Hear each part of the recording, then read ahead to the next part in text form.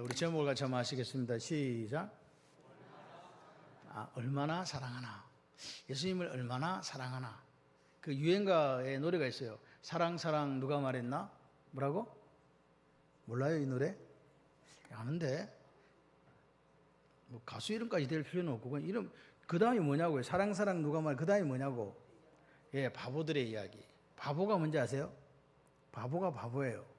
바보는요 보이는 게 없어. 예수 한번 사랑해 봐봐. 보이는 게 없어. 그래서 오늘 이 마리아라는 한 여인이 예수님 사랑한다. 이것은 뭐 에로스 이런 게 아닙니다. 그 사랑은 아가파오, 하나님께서 우리에게 주신 그 사랑인데 그 사랑으로 사랑이 깊어지니까 어떤 일을 했는가. 그리고 우리가 예수와의 사랑이 깊어지면 우리는 어떻게 살 것 같은가. 나는 어떻게 살지? 뭐 이런 것들이 오늘의 이야기입니다. 얼마나 내가 예수를 사랑하는가. 우리가 예수를 믿잖아요. 그분을 구주와 주님으로 영접하신 분만 하면 그 영접했죠. 그럼 우리는 하나님의 자녀가 되었고 우리가 예수님을 믿어요. 근데 별로 안 사랑해. 사랑 누가 말했나? 바보들의 이야기를. 바보들의 이야기가 예수를 사랑하는 사람들의 이야기가 그 바보들의 이야기가 성경에는 너무 많이 깔려 있는 거예요. 근데 그 중에서는 예수님 사랑하지 않고 예수님을 이용해 먹고 계산기 두드린 사람도 있더라. 그런데 그 사람들의 마지막은 어디냐? 마태복음 24장 25장에 나오는 마귀들과 그 사자들을 예비한 영영한 불로 가더라. 그렇다면 당신은 지금 예수를 얼마나 사랑하십니까? 그리고 당신은 하나님께서 창세 예비하신 그 나라를 상속받을 만한 삶을 살아가고 계십니까? 라고 물어보는 거예요. 이 베다니는 벳 플러스 아나우. 아나우가 이제 가난한 그런 뜻이거든요. 아나우, 아니 또는 아나우. 아나우는 히브리어고 아니는 헬라어입니다. 근데 어쨌든 그게 불쌍하다, 가난하다. 그러니까 베단이라는 동네, 벳이 집이거든요. 베단이는 그러니까 무슨 동네라고요? 가난하고 불쌍한 사람들이 모여 사는 곳이 베단이에요. 예루살렘에 살지 않고 예루살렘에서 한 3km 정도 떨어진 그 산비탈에 이렇게 살아가는 사람들. 그러니까 어떤 사람들요? 그러니까 거기 보니까 이게 나병 환자 오늘 시몬도 나오잖아요. 나병 문둥병에 걸렸다가 나왔던 시몬도 나오고 불쌍한 사람들이 모여 살았어요. 여러분 그 당시에 예수님이 우리가 기록상으로 볼 때 한 33세에 십자가에 달렸다고 이야기하잖아요. 그래서 나사로가 누구 친구예요? 예수님 친구래요. 사랑하는 친구 나사로가 병들었어요. 빨리 오세요. SOS 그랬잖아요. 그러니까 예수님과 나사로는 친구라는 거예요. 그 친구 나이가 비슷한 동년배일 거 아니에요. 그러면 나사로도 그 정도 나이가 됐겠죠. 아마도. 그럼 여동생들은 줄줄이 밑에 있으니까 걔들은 한 20대 초중반 정도 되지 않았을까. 그런데 보세요. 근데 그 집에 누가 없어요 지금? 부모님이 없잖아요. 부모님이 없고 거기에는 누구만 살아요? 나사로와 마리아와 마르다만 사는 거예요. 그러니까 여러분 그 집의 형편을 아시겠죠? 가난하고 고통받는 사람들이 사는 집에 오빠 하나, 남자라고는 오빠 하나 있고 딸 둘이 같이 사는 거예요. 그러니까 그 집안의 형편이 넉넉했을까요? 가난했을까요? 가난하고 고통받는 사람들이 모여 사는 곳에 좀 더 고통받는 사람들이 아마도 나사로와 마르다와 마리아가 아니었을까. 그렇지만 그들은 예수님 갈 때마다 그 집에 가요. 예수님도 참 제가 볼 때 좀 짓궂으시죠. 좀 있는 집에 가야 되는데 없는 집에 가서 매일 거기 가서 있네. 그만큼 예수님이 누구를 좋아했다? 나사로와 마르다와 마리아를 좋아했다는 거예요. 그래서 뭐 뭘 하나도 안 줘도 그 집이 편한 거야. 편한 집에 가거든. 그런 집이 바로 이 마리아의 집이었다는 거죠. 그런 우리가 상황적인 것을 조금 생각해 볼 필요가 있어요. 그래서 이제 마르다와 마리아 이 가정에 세 가지 사건이 사실은 성경에 등장합니다. 첫 번째는 예수님이 그 집에 가셨을 때에 마르다가 음식하고 있고 마리아는 말씀을 듣고 있는 사건 하나가 발생하죠. 근데 사실은 그렇지 않습니다. 둘 다 음식 준비를 하다가 마리아가 먼저 나온 거예요. 왜 먼저 나왔을까요? 나 말씀을 좀 더 듣고 싶어. 근데 보통 언니들이 좀 책임감이 강하거든요. 그래서 지금 밥 해야 되는데 지금 그냥 막 어디로 가냐고 막 이렇게 이야기하지만 그래도 마리아는 그래도 내가 예수님 말씀을 좀 듣고 싶어 언니 그러면서 이제 그 발치 끝에 가서 있는 그 장면이 하나 나옵니다. 또 하나가 뭐가 나오는가? 또 하나가 뭡니까? 요한복음 11장에 누가 죽어요? 아까 방금 이야기한 나사로가 죽는 그 속에서 이제 또 사건이 하나 발생합니다. 그리고 오늘 이제 마지막으로 유월절 엿새 전에 이제 시몬의 집에서 이제 잔치 베푸는 요 세 가지 이야기가 실제적으로 나사로의 집 가정과 연결되어진 에피소드들입니다. 자, 그래서 그 가정을 이렇게 보게 되면요, 마르다는요, 제가 볼 때는 마리아보다 믿음이 더 있는 것 같아요. 부활이고 생명인 걸 누가 믿어요? 마르다가 믿어요. 영생도 믿고 부활도 안 믿어요. 그런데 우리 오빠가 지금 사는 거는 아리까리합니다. 이렇게 이야기하잖아요. 믿는다며. 예수님께서 그렇게 말씀하신 거야. 믿는다면 영광을 보리라. 할렐루야. 그래서 결국은 그 자고 있는 다른 사람이 다 죽었다고 나흘이 돼갖고 냄새가 나는 실제적으로 죽은 거죠. 근데 예수님께서는 나사로를 뭐라 그래요? 잔다 그랬잖아요. 그러니까 보세요. 마리아는 마르다는 둘 다 어떤 모습을 보이고 있냐니까 처음에 그들이 말씀을 향한 사랑이 있는 거예요. 두 번째, 죽었다가 살아나는 부활을 바라보면서 부활의 소망을 가지게 되는 거예요. 그리고 세 번째, 오늘 예수님이 이제 예루살렘으로 입성하는 그 과정에서 그들이 예수님이 왜 발음이 안 돼? 예수님이 뭐라고 하셨어요? 순환 예고를 3번 했잖아요. 그 3번의 이야기를 이 사람들은 알아들었다는 거죠. 특별히 마리아가 그걸 정확하게 이해한 거예요. 예수님이 이 땅에 오신 게 저분이 메시아로서 우리를 위해 죽을 줄로 왔다는 것을 누가 안다? 마리아가 아는 거예요. 여러분 생각해봐요. 저 양반이 지금 가면 죽어. 내가 마지막 저 사람을 봐. 그리고 내가 저 사람을 사랑해.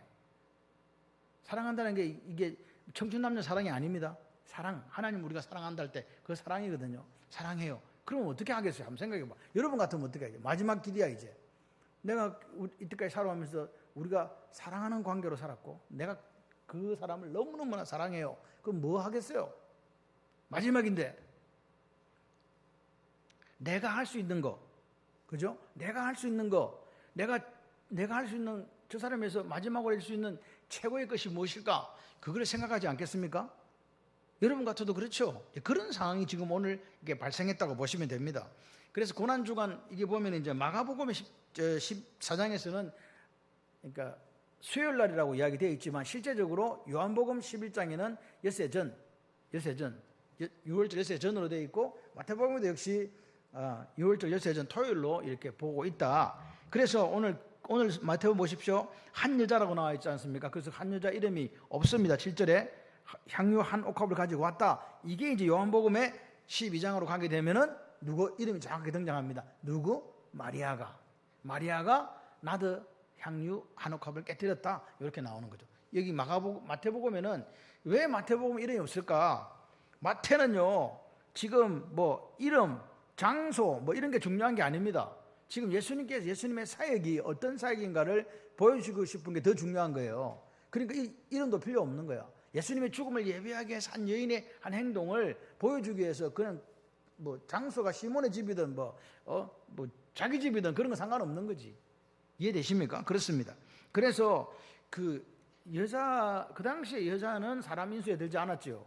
그런데 그러니까 지금도 가보면 저기 이슬람 믿는 사람들 여자들 이렇게 뭐 쓰잖아요. 히잡인가 뭔가 쓰지요. 그래서 가리잖아요. 그리고 근데 집에 가면은 이제 그러니까 다른 사람 모르지. 못 보게 돼 있지. 그러니까 여자가 어디 나선다는 게 있을 수 없는 그런 시대였잖아요. 나서서 뭔가를 한다? 그래서 지금 현재 머리를 가지고 뭐 발을 씻긴다, 뭐 학력컵을 깨뜨리신다 이런 거는 상상할 수 없는 일이다. 보통의 사람은 이런 거 안 하거든. 근데 마리아는 누구를 사랑하니까? 예수님 사랑하니까 그런 거 딴 사람들이 뭐라고 하든지 말든지 그런 거 있다 없다? 없다. 그 당시에 최고의 존경 또는 최고의 헌신의 상징이 바로 향유로 발을 씻겨주는 거고 씻겨드리는 거거든요. 씻어주는 거란 말이에요. 제자들이 뭐라 그래요? 제자들도 알지. 그 향유 옥합이 얼마짜리인지 알거든요. 이 비싼 것을 왜 그러니까 제자들은 자기 스승이 죽는다 안 죽는다 이런 관심도 없어. 이 사람들은 오로지 예수님이 왕이 될 거라고 생각하는 거죠. 그래서 자기들이 왕이 되면 이제 로얄 패밀리가 돼서 한 자리 할 게 생각밖에 없으니까 예수님 생각하기를 이용해 먹는 거지 사랑하지 않는 거예요. 그분이 죽을 것이라고 알았더라면 제자들이 그렇게 말 못했죠. 이 비싼 거를 왜 예수님한테 허비하냐면서 우리 선생한테 왜 허비하냐고 막 가르쳐주다 그렇게 이야기하지 않습니까? 그 정도로 예수님이 참 지금 좀 불쌍하죠. 3년 동안 모든 걸 걸고 가르친 제자들이었는데 그 스승의 속마음을 알아요, 몰라요? 몰라요. 이해도 못해. 네. 그런데 예수님이 막 그렇게 막 이게 뭐예요? 붕괴했다. 붕괴가 뭡니까? 제자들이 이걸 보고 붕괴했다. 화가 나가지고 막 부쩍부쩍 뛰는 거예요, 지금.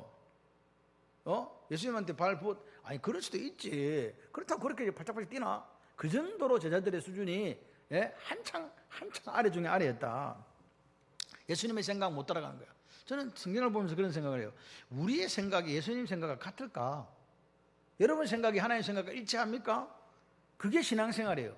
이 넓은 간격을 조금씩 좁혀가는 것이 신앙생활이다. 하나님 우리에게 이야기합니다. 내 길과 너희 길이 다르다. 하늘과 땅 차이지만 그러나 너희들이 내 생각을 알고 조금씩 그 간격을 인격적인 관계 속에 좁혀오기를 원한단다 라는 하나님의 마음이 있습니다. 예수님이 뭐라고 얘기합니까? 가만둬 괴롭히지 마라. 내 몸에 향유를 부어서 뭘 예비했다? 장례 예비했다. 내가 지금 십자가에 죽을 것이라고 이 여인은 알고 있다는 거예요. 그래서 그 장례를 예비했다는 거예요. 그래서 복음이 전해지는 곳에 이 여자가 행한 일도 내 장례를 준비했던 이 일도 기념하라. 아멘이십니까? 보세요. 예수님이 우리가 한 세대를 살잖아요. 내가 한 세대를 살잖아요. 살았는데 예수님이 이 김집사가 한 일을 복음이 전해지는 곳에 갔을 때마다 기념해라. 할렐루야. 그런 인생이 되었으면 좋겠어요. 야, 하나님께 기억되어지고 하나님께 기념되어진다. 좋습니까? 그런 인생을 사셔야 돼요. 우리가 어차피 시간이 흘러서 한 번밖에 살지 못합니다. 이 마리아를 보세요.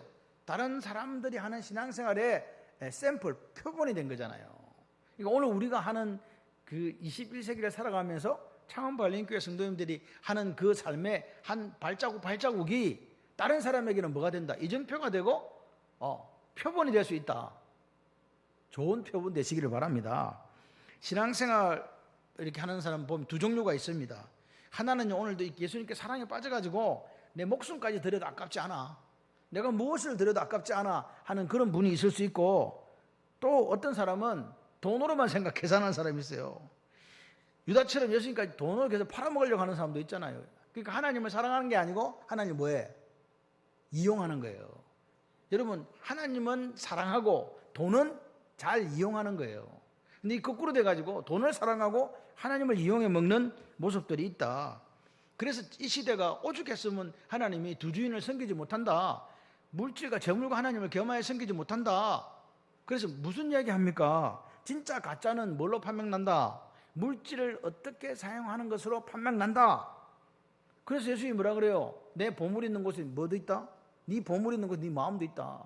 그러니까 내 보물이 예수라면 우리 어디가 있겠어요? 예수에게로.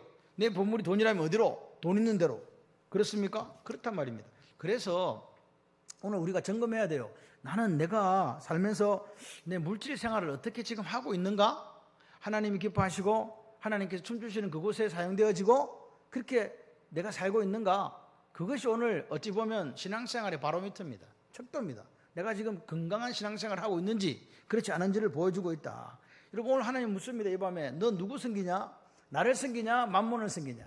너 예수를 섬기냐? 만몬을 섬기냐?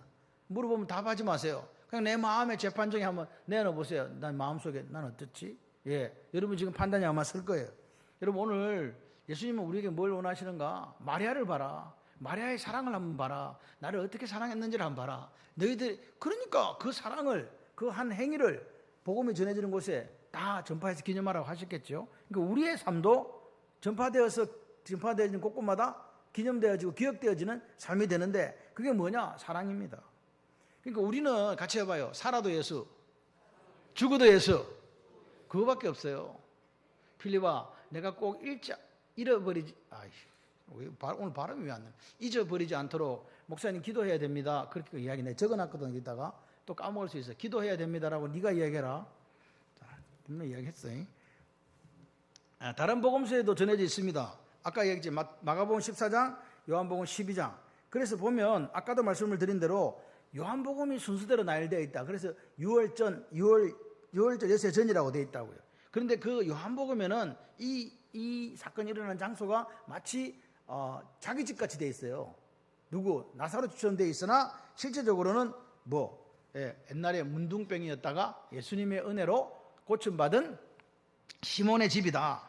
그럼 마태는 왜 이렇게 이 시간대로 안 하고 이렇게 6월절 마치 수요일 날 일어난 것처럼, 그리고 막 사람들이 막 예수를 잡아 죽이려고 막 반감이 극에 달해가고 죽이려고 막 이렇게 계략을 짜고 있을 때, 그리고 또 그 가룟유다가 배신한 그 일 사이에다 이렇게 끼워놨겠어요.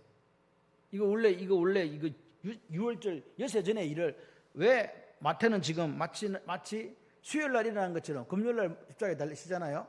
왜 이렇게 해놨는가? 극적인 대비를 위해서 그렇게 한 거예요. 하나님 앞에 사랑에 빠진 사람과 사랑에 빠지지 못한 사람과의 그 태도가 어떤가를 보여주는 거라고요.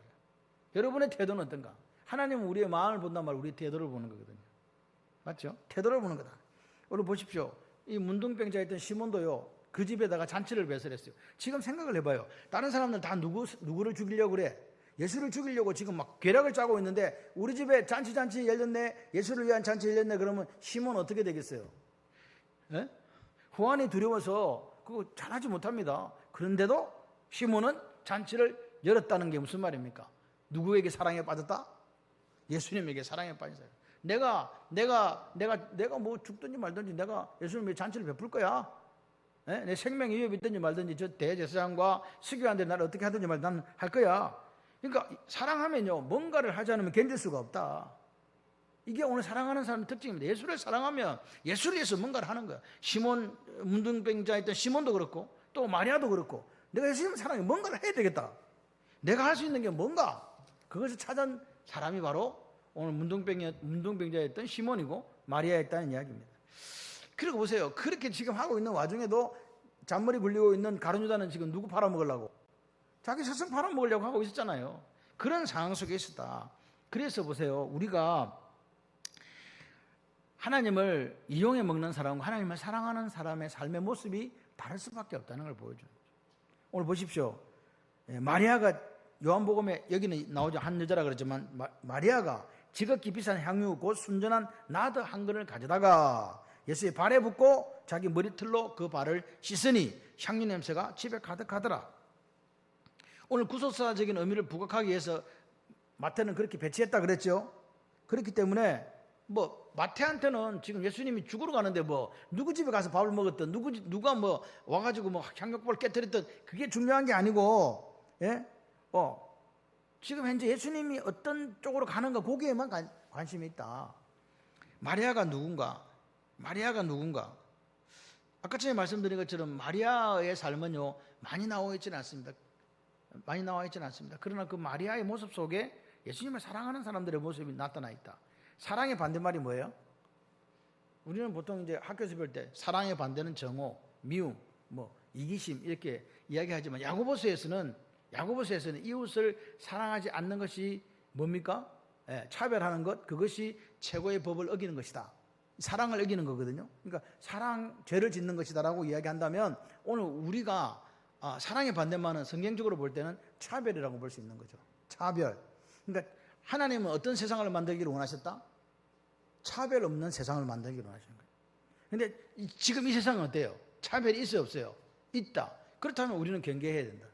하나님의 사랑은 차별이 없어요. 예수님은 당신의 사람들을 어떻게 사랑했다? 끝까지 사랑했다. 하나님이 세상을 이처럼 사랑했다는 말은 하나님을 믿는 사람을 사랑한 것이 아니라 하나님 믿지 않든 믿든 이 땅에 있는 모든 피조물을 사랑하셨다는 거예요. 차별 없이 사랑하신 하나님의 사랑을 기억하시기를 바랍니다. 그리고 우리 속에는 뭐가 있습니까? 하나님의 형상, 첼렘, 형상이 있거든요. 그래서 하나님의 형상대로 하나님은 살기를 원하는 거예요. 하나님의 형상대로 사는 건 뭐냐? 자유의지를 주신 하나님 앞에 그 자유를 하나님 반납하는 삶을 사는 거예요.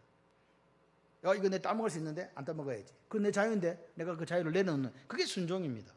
하나님 앞에 하나님 허락하신 그 자유의지를 하나님 앞에 드리는 그게 순종이라고요. 그게 믿음 있는 자의 삶이라고 믿습니다.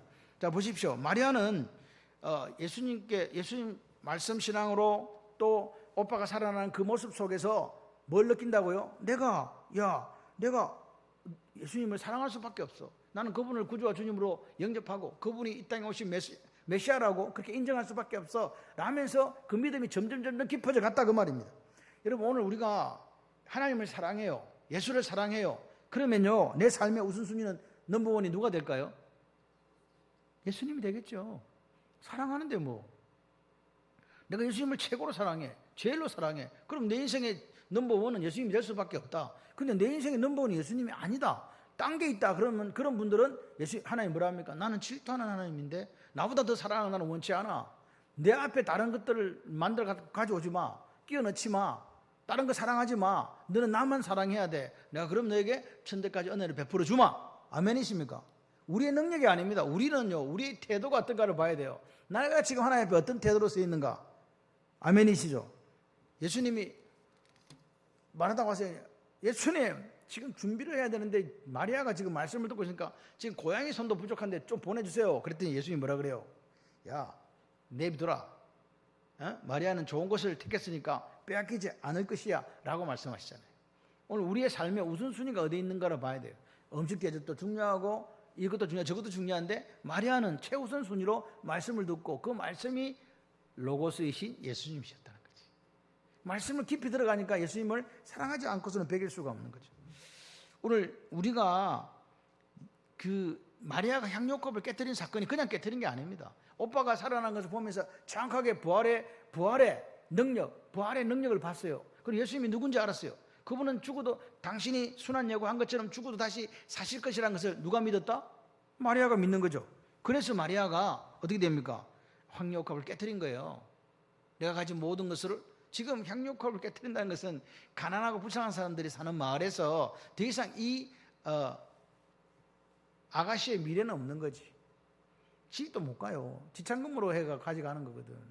어떻게 모았는지 잘 모르겠지만 없지 않습니까? 그런데 내 가장 귀한 것을 누구에게 드려요? 예수님께 드리더라. 오늘 마리아가 향유를 붓는 사건은 점차적으로 더 예수님과 관계가 깊어지고 예수님을 사랑하고 또 사랑하는 그런 과정 속에서 발생한 억지로 드린 게 아니라 자연스럽게 드린 거다. 말씀을 경험하고 초자연적인 부활의 기적을 경험하고 내 마음속에 너무 고맙다, 감사하다 그런 사랑의 마음이 넘쳐나니까 무엇이라도 내가 예수님께 해드려야지 라는 그 생각이 들더라는 거죠. 그래서 마리아가 가지고 있는 그 가운데 가장 귀한 것으로 예수님께 드리는 모습으로 나타난 사건이다. 나드는 뭐 다 아시다시피 인도에서 온 거래요. 그 당시 도대체 인도가 어디야? 동방이거든. 인도에서 그게 오려면요 실크로드를 거쳐서 이렇게 와야 되거든요. 실크로드 거쳐서 와야 되는데 너무 비싸. 그래서 이건 왕이나 쓰는 것들이라고 책을 찾아보면 나옵니다. 그래서 한 향유 옥합 가격이 300데나리온. 1데나리온은 남자 하루의 품삯이기 때문에 300데나리온은 뭐 성인 남자가 1년 내내 벌어야 되는 돈이다 라고 보시면 됩니다. 그러니까 그 당시로 볼 때도 아주 고가의 상품이었고 지금으로 봐서도 수천만 원을 호가하는 그런 비싼 향유입니다. 근데 여기서 중요한 거는 그 향유의 가격이 중요한 게 아닙니다. 뭐가 중요합니까? 마음요, 마음. 마리아는요, 아마 집에 향료컵이 두 개 있으면 두 개도 깼을, 두 개 있으면 두 개도 깨뜨리고, 세 개 있으면 세 개도 깨뜨렸을 거야. 이보다 더 귀한 것이 있다면 그것 갖다가 했을 가능성이 더 크다. 왜 그렇습니까? 예수님의 사랑, 예수님의 은혜가 너무나 귀하고 크니까 내가 할 수 있는 것 드린다. 여러분, 사랑에 빠진 사람 특징이 뭐예요? 사랑에 빠지면요, 좋은 거 있으면 무엇이든 간에 좋은 거 있으면 갖다 주고 싶은 생각이 나요. 그런 거 없으세요? 사랑하면 무엇이든지 좋은 거, 그런 거 주고 싶잖아요. 내가 사랑하니까 어떻게든 내 마음을 표현하고 싶어서 그렇게 마리아는 다른 사람의 구설수에 오를 수도 있는데 어떻게 멀쩡한 처녀가 자기 머리털로 저기 외간 남자의 발을 씻긴단 말인가 라는 말을 들을 수 있잖아요. 그럼에도 불구하고 그거 필요 없어. 니들이 뭐라고 하든지 말든지 나는 누구를 사랑해? 난 예수님 사랑해. 이 은혜에 내가 감사해. 나는 이걸로밖에 표현할 게 없어. 사랑에 빠진 사람, 예수님과 사랑에 빠진 사람요, 예수님이 무엇을 원하는지 그것을 찾아내려고 합니다. 드리고 싶고, 그리고 예수님이 원하시는 삶을 살고 싶어 합니다. 예수님과 사랑에 빠졌던 성경에 나오는 모든 사람을 한번 보십시오. 하나님과 사랑에 빠졌던 사람들을 보세요. 어떻게 살았습니까? 본향을 향하여 할렐루야. 소망을 잃지 않고. 그러니까 그 삶이요, 에너지가 넘치는 거예요. 저 사람은 어떻게 저렇게 살지? 어떻게 저렇게 활력이 넘치나? 어떻게 저렇게 불같은 삶을 사는가? 그 사람에게 딴 게 있습니다. 뭐가 있습니까? 사랑이 있다는 거예요. 사랑. 우리가 알지 못하는 예수님과의 사랑이 있다는 거예요. 그런데 가룟 유다는 예수님과 사랑이 없었거든요. 사랑이 없으니까 어떻게 했다? 딴짓 하는 거예요. 요한복음 12장 4절 6절, 제자 중 하나 가룟 유다가 말하되 이 향유를 어찌하여 300데나리온에 팔아 가난한 사람들에게 주지 아니하였나 하니, 이렇게 말하는 것은 가난한 사람들을 생각하는 게 아니고 저는 뭐라? 도적이라. 돈깨를 맞고 거기 넣은 것을 훔쳐감이라. 돈깨를 맡은 회계 담당 가룟 유다가 그 300데나리 들어오면 그 돈깨 넣어놓을 거 아니에요. 그거 훔쳐간다 그 말이에요. 그런 사람이 누구였다? 가룟 유다인 거죠. 저는 이런 생각을 해요. 가룟 유다는 예수님의 말씀을 들었어요. 예수님이 행하시는 기적을 봤어요. 근데도 예수님을 믿었을까요? 안 믿었다는 거죠. 사랑하거나 존경하지 않았어요. 단지 그냥 내가 저 양반이 왕이 되겠나 안 되겠나, 왕이 되겠나 안 되겠나. 그러니까 가룟 유다는 머리가 좋은 거죠.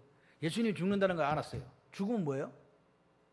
제자들은 죽는 자인지도 모르고 나머지는 모르고 이 한 사람은 똑똑해가지고 예수님이 죽는다는 걸 알았다니까요. 죽으면 다 헛사는 거예요. 그래서 팔아먹은 거지. 예수님과 3년을 함께 다녔지만, 아니 평생을 예수를 믿었지만 조금도 그 성품이나 인격이 변하지 않는 사람도 있습니다. 그리고 예수를 닮아간다 그러잖아요. 근데 안 닮아가. 제자입니다. 최측근입니다. 그런데 마리아의 이런 사랑을 보면서 아이고 저 귀한 걸 팔아가지고 가난한 사람을 주지, 우리 선생이 뭔데 우리 선생한테 저거를 허비하고 낭비하냐고 그렇게 소리 지르는 사람이 가룟 유다다. 혹시 내가 아닌가? 여러분, 저와 여러분은 예수님 어떻게 생각합니까? 예수님께 내 생명을 드릴 수 있습니까? 내 가장 귀한 걸 드릴 수 있습니까? 내 가장 귀한 것을 드릴 수 있습니까? 아멘 하기가 싫은가 뭐. 아멘 안 하시. 아멘 하셔야 돼요. 우리의 삶이 그렇게 길지는 않습니다. 그렇다고 짧지도 않습니다. 그렇기 때문에 오늘 우리가 하나님의 사랑을 다시 한번 확인하는 시간이 되었으면 좋겠습니다. 가룟 유다가 예수님 사랑했습니까? 존경했습니까? 사랑에 빠지지 않는 사람들은 가장 정확하게 하는 게 있습니다. 그게 계산입니다. 잔머리 굴립니다. 계산합니다. 예수님을 따라가면서 가룟 유다는 계속 계산하잖아요.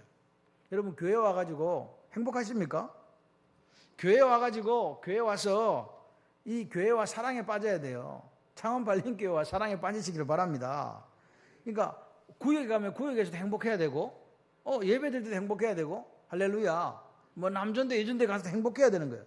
그런데 그 교회하고 사랑에 빠질까봐 막 적당하게 거리 두면서 막 뭔가 부담되는 상황 생길까봐 도망가 버리는 그런 모습은요, 사랑에 빠질 수가 없어요. 평생 그냥 변두리 인생으로 살아가는 거지. 한 번도 예수 사랑 느껴보지도 못하고 성도들 간의 사랑 느껴보지 못하고 그렇게 살아갈 수 있다. 여러분, 오늘 우리가 기억해야 돼요. 성경은 딱 두 가지로 이야기합니다. 어디? 영원한 나라 아니면 지옥, 두 개밖에 없어요.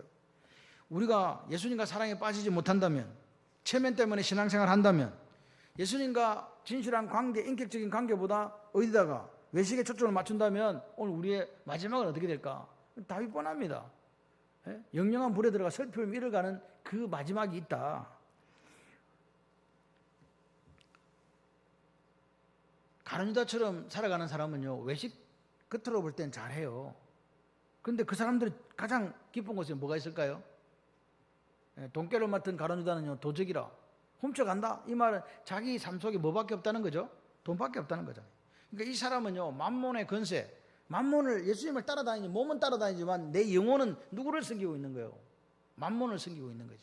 그렇게 살아갑니다. 그렇기 때문에 예수님을 닮은 성품이 안 되는 거지. 그렇기 때문에 예수님이 원하신 열매가 맺어지지 않는 거 아니겠습니까? 이런 사람들이 만약에 교회 안에 많다면 교회가 어떻게 되겠습니까? 날마다 싸움박질 하겠죠. 평안이 있겠습니까? 평안이 없지요. 헌신할 사람이 있겠습니까? 없지요.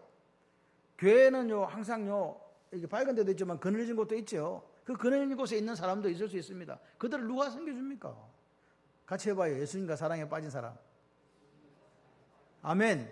예수님과 사랑에 빠진 사람이 생긴다니까요. 예수님은 성경을 요약할 때 뭐라 그랬어요?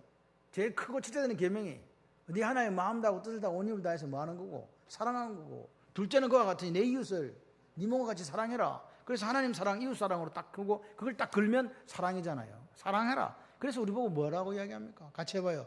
피차 사랑하라. 예, 피차 사랑하라고요. 맞습니까? 그러니까 예수쟁이는 뭐 하는 사람이냐? 좀 큰 소리를 이번에 한번 따라해보세요. 예수쟁이는 사랑에 빠져 살아가는 사람들입니다. 아멘. 예수님한테 사랑 빠지고 성도들 간에 사랑에 빠지고 그래서 맛있는 거 있으면 같이 먹고. 두 마음을 품은 청년이 왜 떠나갔습니까? 돈도 있고 관리고 잘생기고 미남이고 뭐 다 했는데 예수한테 사랑이 안 빠지니까 갔지요. 돈을 더 사랑하니까 갔지요. 여러분 오늘 가룟 유다가 왜 행복하지 않았습니까? 예수님 사랑하지 않으시니까 행복하지 않지. 계산에만 열을 올리니까 힘들지. 아무리 해봐도 이게 답이 안 나오거든. 그래서 팔아먹어버렸잖아. 우리 신앙생활이 왜 즐겁지 않습니까? 왜 신앙생활 하는데 얼굴이 다크서클이 계속 내려오는가? 예수님과 사랑에 빠지지 않으니까 그렇죠. 형식적인 관계를 맺고 있기 때문에 그러다. 교회가 사랑의 기쁨을 누리지 못하는 것은 성도 간에 서로 사랑에 그렇다고 세상 사람들 그 사랑 아닙니다. 예수 사랑으로 우리가 서로 위로하고 격려하고 권면하는 그런 자리로 가야 된다. 사랑의 반대말이 뭐라고요? 차별입니다. 차별. 그 차별이라는 부분에 대해서 요즘 저는 고민합니다. 우리에게 지금 닥쳐져 있는 현실들이 제가 이렇게 보니까 너무 힘들다는 거죠. 예수님 우리가 사랑에 빠져 살기를 원하는데 세상은 계속 차별화를 시켜가고 있는 거죠. 지금 교회가 너무 힘듭니다. 종교법인 해산법이 발효되어서 어떻게든 이게 지금 교회를 해산할 수 있는 그런 위협적인 요소가 되고 또 한 가지는 이번에 2월 달에 대통령으로 되어진 그 선교단체 그것도 결국은 이단들이 만들어진 잘못된 것이었지만 어쨌든 그 교회가 포함이 됩니다. 그래서 이제는 외국에 선교하는데도 정예세를 물리겠다. 정예세는 최대 50%까지 금액에 따라서 10%, 20%, 30%, 40%, 50%까지 물린다는 거죠. 그러면 이제 앞으로 선교가 위축될 수밖에 없는 그런 상황이 있잖아요. 그리고 이번에 요즘 보세요. 우리나라가 너무나 지금 그러니까 자유민주주의 국가라고 하는 것은 경제활동의 자유가 보장돼야 됩니다. 집을 몇 채 사든지 차를 몇 개 가지든지 그런 게 중요한 게 아니에요. 차를 가졌으면 가진 만큼 세금을 내고 집을 많이 샀으면 집을 많이 산 것만큼 세금을 내고 살아갈 수 있도록 그렇게 보장해 주는 거예요. 그게 나쁜 게 아니라고요. 그런데 그런 모든 것들을 지금은 악으로 몰아가는 시대를 우리가 살고 있고 특별히 더 안타까운 사실은 집 한 채밖에 없는 사람들에 대해서조차도 이 장기 보유 특별세라는 게 뭔지 아십니까? 내가 그 집을 오래 보유만 하고 있으면 됐거든. 그래서 공제를 해줬단 말이에요. 세금 빼줬단 말이에요. 근데 요즘 장기 보유 특별세를 없애버리고 장기 보유가 아니고 장기 그 집에 살아야 돼. 안 살면 세금을 때리겠다는 거죠. 보유세를 강하게 때리겠다.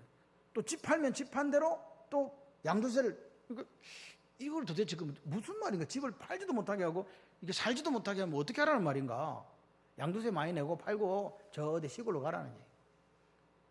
노인네들 많은 농촌에 농사 짓지 않으면 그 땅도 실경작자가 안 되기 때문에 그 땅도 팔아야 돼요.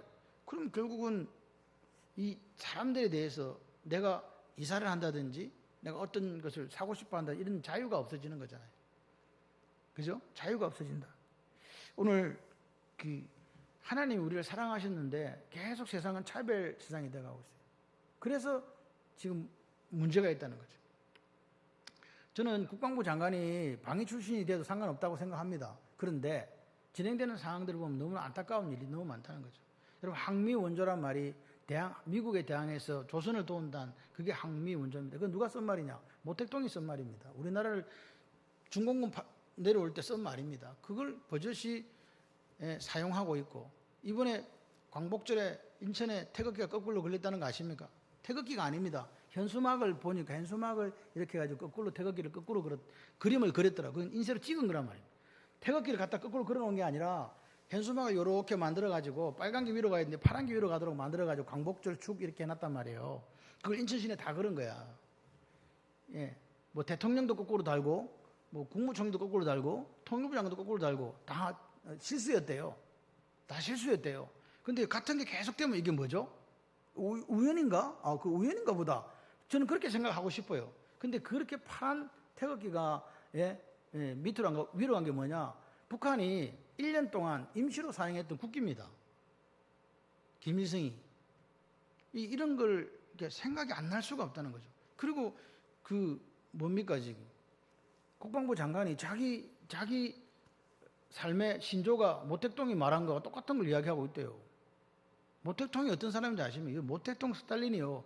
여러분, 히틀러는 전범이라고 하면서 왜 모택동 스탈린은 전범이라고 이야기 안 할까요? 그들이 얼마나 많은 사람을 죽였는데 전성국 이겼기 때문에 그런 이야기는 안 해요. 안 하는데 여러분, 공산주의가 들어와서 얼마나 많은 사람이 죽었는지 기억하셔야 됩니다. 지금 그런 상황 속에 우리가 살아갑니다. 그래서 나라가 우리가 하나님 앞에서 이 나라가 차별이 없는 나라가 될 때 그것이 하나님 원하시는 자유민주주의예요. 그리고 공산주의는 어떻게 우리에게 다가오는가? 하나님의 형상을 철저하게 첼렘을 아니라고 하잖아요. 그래서 우리를 뭘로 바꿉니까? 우리는 그냥 유기물체로 바꾸잖아요. 정신을 인정하지 않지 않습니까? 하나님을 인정하지 않고 진화론을 믿지 않습니까? 그렇게 해서 그들은요, 자유민주주의 국가를 자기들 공산국가로 만들어 가려고 합니다. 공산국가 돼도 뭐 좋다고 하면 뭐 좋을 수도 있겠는데 그렇지 않습니다. 여러분, 공산국가는요, 보십시오. 공산당 엘리트들만 잘 살고 나머지 인민은 다 가난한 나라가 공산국가입니다. 기억하셔야 돼요. 여러분, 우리에게는 하나님께서 뭘 주셨어요? 자유를 주셔가지고 가난한 사람이 열심히 일하면 잘 살 수 있는 그런 길들이 있었잖아요. 근데 지금 우리나라의 정책들을 제가 이렇게 바라보니까 원천적으로 차단하는 모습들이 보인다. 그래서 앞으로 향후 이게 쭉 시간이 지나가게 되면 가난한 자는 항상 가난할 수밖에 없고 부자는 더 가난해지는 구조, 권력을 가진 자는 더 권력을 갖고 부를 누릴 수밖에 없는 구조로 가지 않는가라는 생각을 해보는 거예요. 이게 제가 그냥 목사님 잘못 생각해서 기우입니다. 기우. 그렇게 되기를 바라요. 근데 지금 현실은요, 녹록지 않습니다. 우리가 하나님 앞에서 하나님 신 자유를 어떻게 우리가 이루어 나갈 것인가에 대한 고민을 많이 해야 됩니다. 그래서 제가 이야기하잖아요. 사랑은 차별이 아니라고. 차별한다면 그것은 이미 사랑이 아니라고. 오늘 하나님은 마리아를 통해서 우리가 사랑에 빠져 살아가는 그런 사람들이 되기를 원하시는 거죠. 이 사랑에 빠져 살아가는 게 뭐냐? 예수님이 우리에게 주신 가장 최고의 축복입니다. 남편을 사랑하고 아내를 사랑하고 예수님 사랑하고 교회를 사랑하고 자녀를 사랑하고 나라와 민족을 사랑하고 그렇게 살아가는 모습이 있으면 좋겠어요. 할렐루야. 마리아의 사랑 이야기가 예수님이 이렇게 얘기하잖아요. 온 천하에 어디서든지 복음이 전파되는 곳에 이 여자가 행한 일도 말하여 저를 기념하라 그랬잖아요. 오늘 한번 우리 자신에게 물어봅시다. 나는 가룟 유다와 마리아 두 사람 중에 어느 쪽에 속합니까? 아니면 지금 오늘 혹시 나는 이 마리아와 가룟 유다 중간 정도 어디쯤인가 서 있습니까? 내가 어디에 서 있는가 한번 점검해 보시기를 바랍니다. 가룟 유다도 나는 아니고 마리아도 아니라면 난 도대체 누구냐는 거죠. 나는 예수쟁이도 아니고 안예수쟁이도 아니라면 난 도대체 누구라는 거죠. 하나님을 아바 아버지라 부르면서 자녀로서 역할을 전혀 감당하고 있지 않다면 아마 그 사람은 하나님의 자녀가 아닐 수도 있잖아요. 어중간한 자리는 없습니다. 마귀 쪽이든 예수님 쪽이든 둘 중에 하나입니다. 기억하셔야 돼요. 인색한 제자들, 예수를 제대로 알지 못하는 제자들처럼 살지 마시고 마리아처럼 마음을 다하고 뜻을 다하고 정성을 다하고 성품을 다하고 힘을 다하고 생명까지 바쳐서라도 사랑하는 우리의 삶이 되었으면 좋겠습니다. 그래서 참된 복음이 뭔가? 복음이 전해지는 곳에 이 여인이 행한 이 사랑도 이 일도 기념하도록 해라. 그래서 오늘 우리 창원 발림교회가 마지막 때 우리는 하나님 앞에 어떻게 서 있을 것인가, 하나님의 사랑을 어떻게 드러낼 것인가, 그리고 하나님 주신 이 자유를 어떻게 우리 한 사람 한 사람이 삶의 현장 속에서 지켜내가고 그것을 전파할 수 있을까라는 그런 모습들이 오늘 우리에게 있었으면 좋겠습니다. 여러분 보십시오. 예수님은 우리를 뭘 지셨습니까? 십자가를 지셨잖아요. 그럼 나는 예수님에 의해서 뭘 집니까? 라고 한번 물어보세요.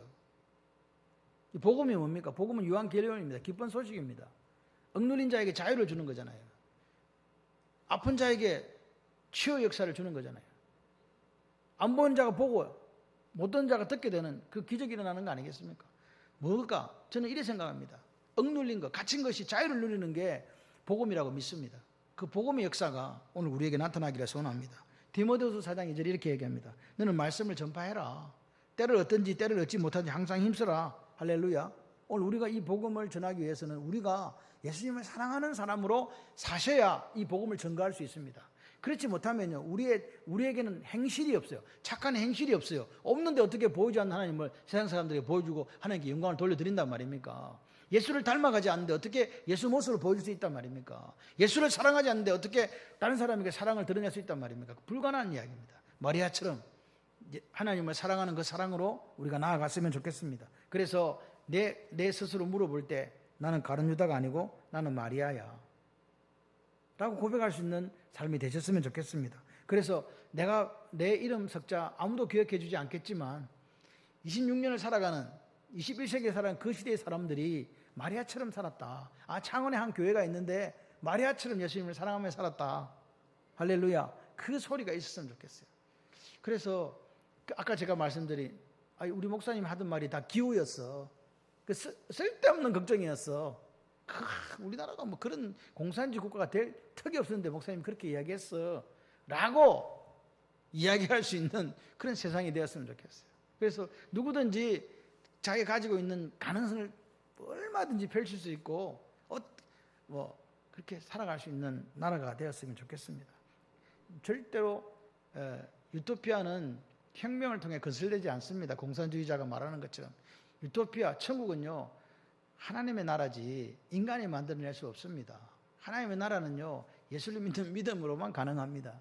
예수를 제대로 믿는, 예수를 제대로 사랑하는. 그래서 하나님 나라를 지금도 누려가시고 우리가 영원한 다시 나라에서 천국 한복판에서 만날 수 있는 저와 여러분들이 되시기를 주님의 이름으로 축원합니다.